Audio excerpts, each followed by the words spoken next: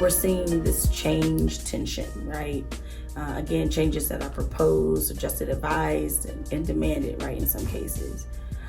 But I think it's important that before we talk about how to cope with change and what to do about it, that people understand what change is and the psychology of change before we can expect people to accept changes that are happening or expect people to survive changes that are happening. It's the same in mental health. Before I prescribe you an intervention or suggest some tools for you to utilize, it's important for you to understand your emotional illness or the things that you're struggling with. So you need to take more time doing that.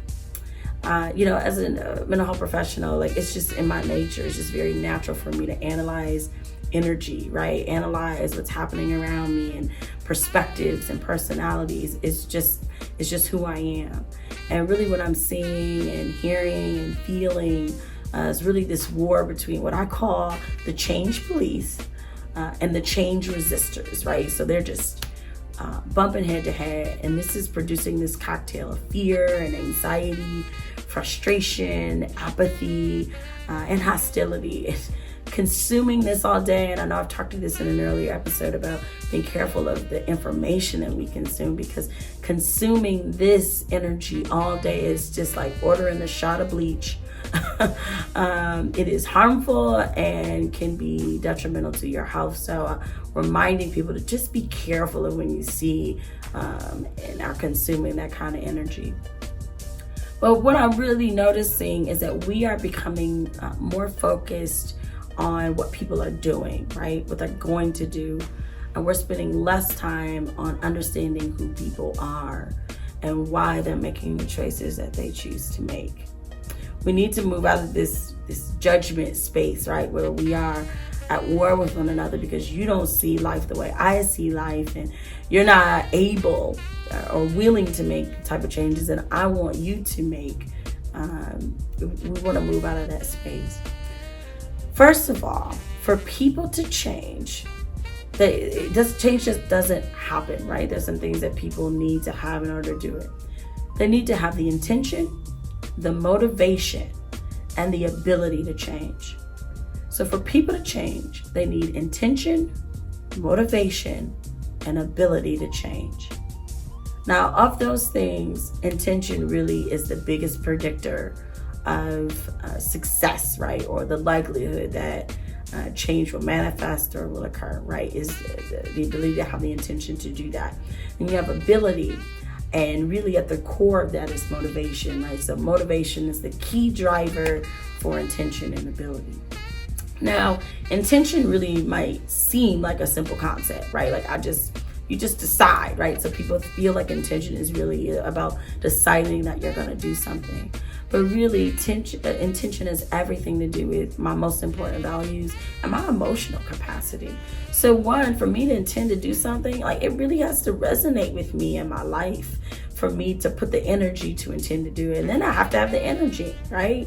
So if I don't have the emotional capacity to proactively change something, it's going to be hard for me to move forward and be intentional about making those changes. I can intend to do better with my budget, right? But if I don't have the resources to do it, what's the likelihood of that happening? That's ability, right?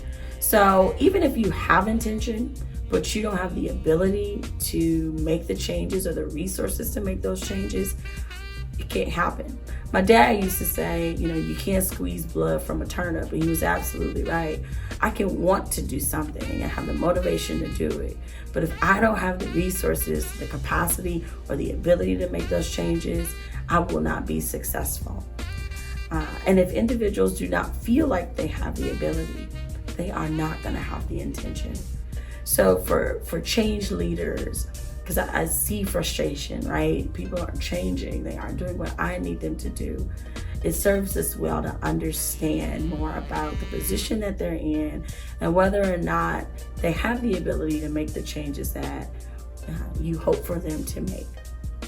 Now, you can have intention and you can have ability, And guess what? Doesn't make a difference if you don't have the motivation.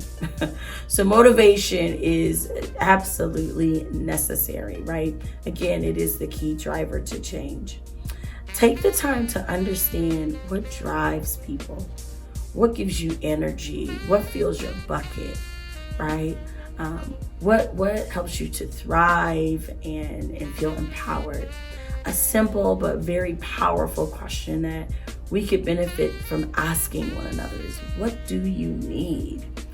Taking the time to ask people for what they need helps us understand what can motivate them toward changes. For change leaders, it may also be beneficial or helpful for you to look at change from an equitable and an intercultural lens, right? The demand for change can sometimes be conflicting because, we don't understand that everybody doesn't necessarily come with the same perspectives as we do. And so it really would be beneficial for you to understand that we're just different, right? And there's no right or wrong.